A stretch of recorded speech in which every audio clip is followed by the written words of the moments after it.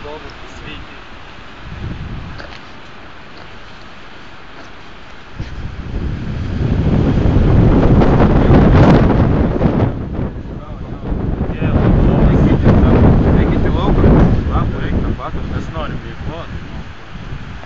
Jiem trūko iš tikrųjų veiklos kažkokios.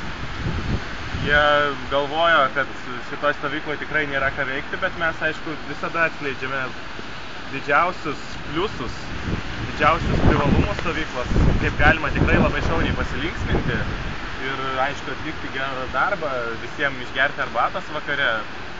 Tai yra neįkainoma iš tikrųjų.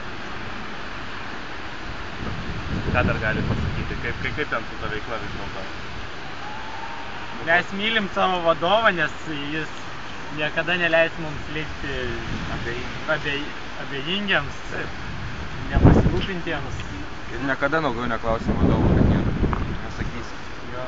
Nes iš tikrųjų tos veiklos yra, tik tai reikia kitaip pažiūrėti į viską, reikia susirasti vis dėlto tos būtent dalykus, kurie žavi ir kurie pritraukia. Aš manau, atskleidžiau savo sugebėjimus šitoj srity.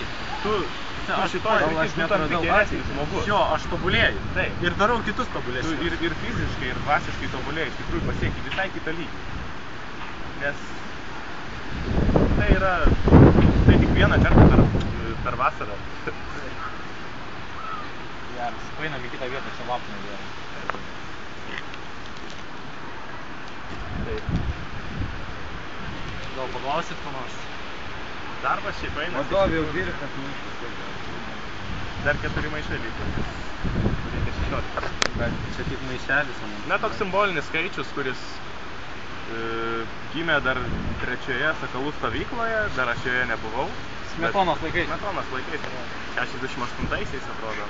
Nesvarbu, kad Smetona 20 amžiaus pradžioj gyveno, bet tai va. Pažiūrėkit, dėdė, vadovė, pažiūrėkit, ką jis daro. Iš tikrųjų... Kaip galima dirbti, viską lauk dabar? Man atrodo, kad, aš nežinau. Aš iš tikrųjų galiu parodyti, ką iš tikrųjų reikia daryti. Nes mano patirtis tikrai, aš suteikiu neįkainoma, nes to bet kur negausi iš tikrųjų. Tai vat paėmė už piestelės va šito va, už to pačios piestelės ir atsmaukinėjai. Nusmauki iki galo, kad visi lapeliai tiesiog kristų į maišą ir kad jų kiekis didėjo, o piestelę tada iš karto išmeti ten pat, nes tada iš naujo geriau užauga.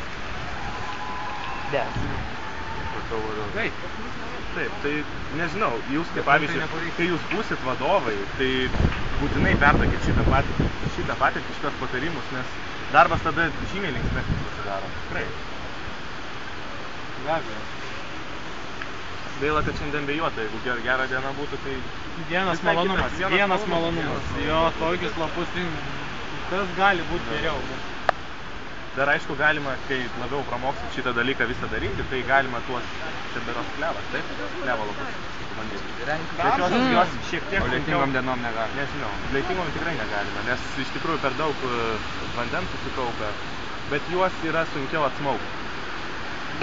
Čia yra iš tikrųjų, aš kol kas nerodysiu tokių dalykų, nes, jum tiesiog jum maišys dirbti. Bet pirmą reikia padrožti, jeigu nori atsmaukti. O tai yra problematiška, kai tas būtent augalas yra per didelio atstumo nuo... Na tai, ką galite pasakyti, po paskutinį žodį? Aš pasitengsiu parodyti dabar mūsų vadovo gebėjimus. Ir to ir baigsim. Paimant piestelę. Ir atidaryk maišelį, taip. Nieko, reikia įgūdžių. Jo. Laikas pasisirai. Tu užaugsi, ir paskutinė tokia.